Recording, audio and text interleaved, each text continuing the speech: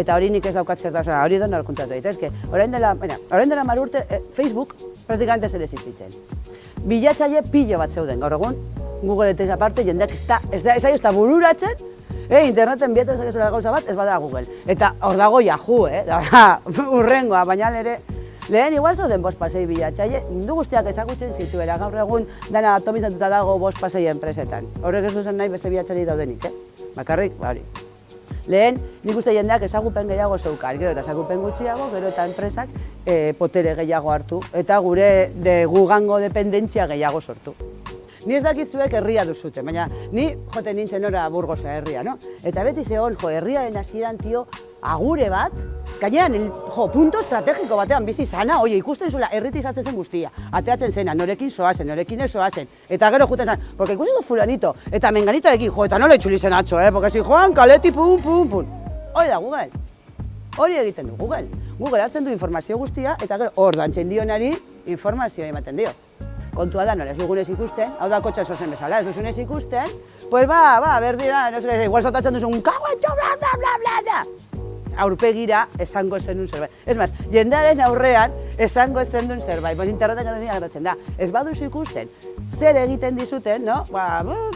Ez dut ikusten, berdin zait, baino egon hor dago. Bani sare sozialak erabili nahi ditut talde itxi bat egiteko, nire lagunekin. Eta ez dut nahi inor horko gauzak jakitea. Hori Facebook edo sare sozialetan zaila daukazu, zergatik, eske, beste baten zerbitzu bat erabiltzen zarenean, beste horrek ikusi behar du zer egiten atxarena. Eta gainera, enpresa horrek zure datuak erabiltzen baditu forratzeko, Facebooken nondik ateratzen dirua. 10 urtetako enpresa batek nola lortu du 10 urtetan hainbeste diru metatzea. Zerbait saltzen. Paritu ez dioten joio paritzen. Nik ez gehiago seguro edo ez seguruarekin, ni uste da pribatua edo ez pribatua, bale? Ni hori, mundu digitalean hori gidatzen zoazen bitartea. Ez duzuaz gidatzen, eta nahi baduzu atatzen duzu muki bat sudurretik. Eta ez zaitu inor ikuste, eta ez duzu hori kalean egiten, nire koio puskar bat bota, hori, pribatutasunean egiten diren gauzak. Hau da berdina. Karo, WhatsAppen nik egiten duzurekin WhatsApp bidez, y lo último que se me pasa, zait burutik pasatzen, daudela, sortzu informatikari, kotilleando, eta parre egiten nitaz. Eta nik uste hori asuntoa dela pribatutasuna. Jendeak uste, niri berdin txai, no, ez haizu berdin. Bueno, lehenengo gauza, nire amamak esaten zuna beti, todas las manzanas a la misma cesta es un error. Beraz, mesularitzan gauza bakarra, posta bakarra, sare sozial bakarra, error, erortzen baldin bada, zer begatzen bada, ezer gabe geratzen zara, beti bi. Gero, horrez gain, badaude programak, adibidez, mesularitzarako, Telegram, edo Signal, edo Aresnoren egindakoa, edo Riot, badaude programak hori erabiltzeko.